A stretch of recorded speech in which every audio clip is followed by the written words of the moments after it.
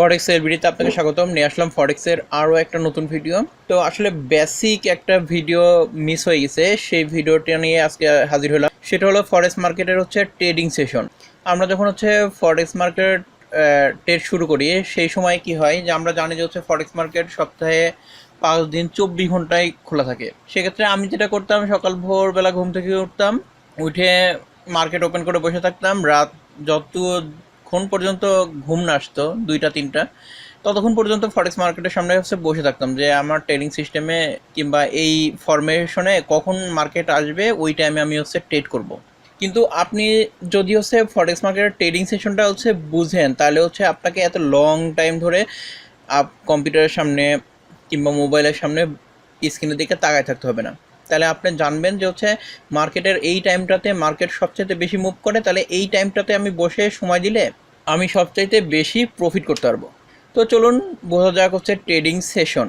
Trading session আসলে 4 ভাগে বিভক্ত, এবং আমি দেখাই দেবো কীভাবে সহজে আপনি এই ট্রেডিং সেশনগুলো বুঝতে পারেন এবং দেখতে পারেন। আমরা সবাই নিউজের জন্য ফরেক্স ফ্যাক্টরি ব্যবহার করি। তো ফরেক্স ফ্যাক্টরিতে যাওয়ার পরে আপনি এখানে দেখবেন যে 9টা 19 AM লেখা আছে, আর এখানে দেখেন আমার ঘড়িতে 11টা 21 PM। তো এই দুইটা টাইমকে সেট করা লাগবে। এই সেট করার জন্য আপনি এখানে চলে যাবেন টাইমের উপর ক্লিক করলে, এখানে বাংলাদেশের টাইম GMT 6+। এই যে 6+ সিলেক্ট করে এখানে ডে লাইট সেভিং অফ করে রাখবেন এবং সেভে ক্লিক করলেই দেখেন ফরেক্স ফ্যাক্টরি টাইমের সঙ্গে আমার কম্পিউটার টাইম ম্যাচ করে গেছে। তো ম্যাচ করার পরে এখন আপনি যাবেন একবারে নিচের দিকে, দেখেন এইখানে ট্রেডিংয়ের সেশনগুলা দেওয়া আছে, এবং এখানে যদি আপনি লাইভের উপরে ক্লিক করে রাখেন তাহলে এই সেশন অটোমেটিকলি আপডেট হয়ে থাকবে।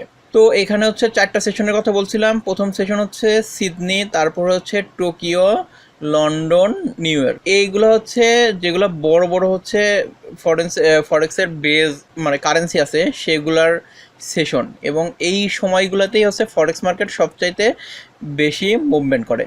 তো এর মধ্যে 2টা সেশন সবচাইতে বেশি ব্যবহার করা হয়, এবং এই টাইমে মার্কেট সবচাইতে বেশি মুভ করে, যেটা আপনি এই ভিডিওটা পুরো দেখলে আসলে বুঝতে পারবেন। তো এইখান থেকে এই পর্যন্ত যে পোর্শনটুকু, এটা একটা ট্রেডিং সেশন।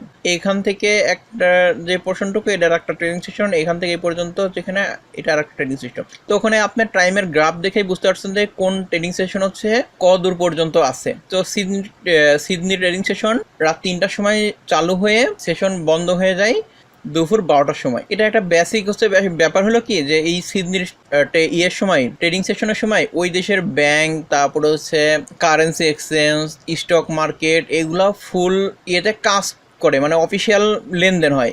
তাহলে কি হয়, এই টাইমটাতে এই সিডনির যে পেয়ারগুলো আছে, মানে অস্ট্রেলিয়ান ডলার, এর সাথে যে রিলেটেড পেয়ারগুলো আছে, এগুলো ভালো মুভ করে। তাহলে জাপানের টোকিওর টাইম সকাল 6টা থেকে দুপুর 1টা পর্যন্ত এখনকার সময়ে।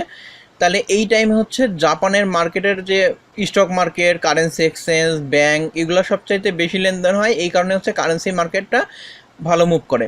তারপরে আসি লন্ডন সেশন। লন্ডন সেশন শুরু হয় দুপুর 1টা থেকে রাত 10টা পর্যন্ত।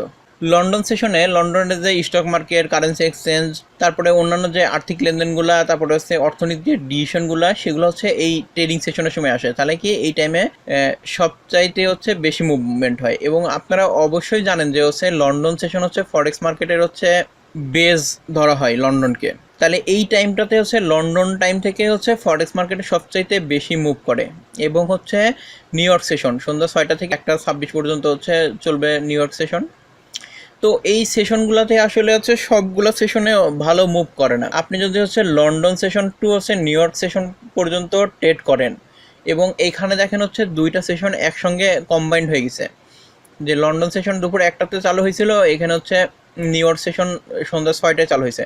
তাহলে এখানে 2টা সেশন একসঙ্গে কাজ করতেছে। তাহলে এই টাইমে সবচাইতে বেশি লেনদেন হচ্ছে।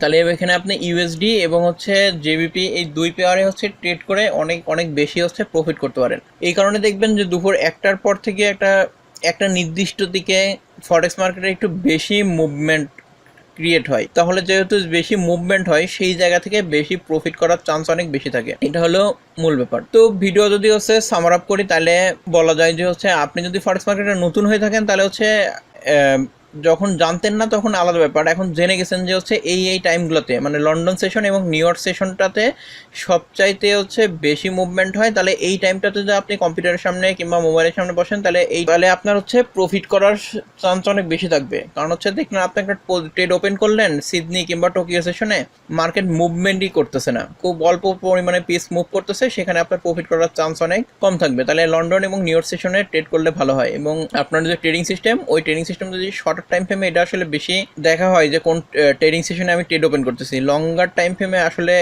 সেশনও হচ্ছে ওইভাবে দেখা হয় না, কারণ হচ্ছে একটা ট্রেন্ড অনেক দিন ধরে চলে। যারা শর্ট টাইম ফ্রেমে ট্রেড করেন যে 15 মিনিট, 5 মিনিট, 30 মিনিট, তাদের জন্য আসলে এটা অনেক গুরুত্বপূর্ণ। কারণ একটা ওই ছোটো টাইম ফ্রেমে একটা মার্কেট যখন একদিকে মুভ করে তখন ওই দিকেই মুভ করতে থাকে। লন্ডন সেশনে একটা দিকে মার্কেট মুভ করতে থাকলেও দেখা যাচ্ছে সন্ধ্যা 7টা 8টা কিংবা 10টা পর্যন্ত ওই দিকেই মুভ করতেছে, তাইলে এখানে প্রফিট করার চান্স অনেক বেশি থাকে।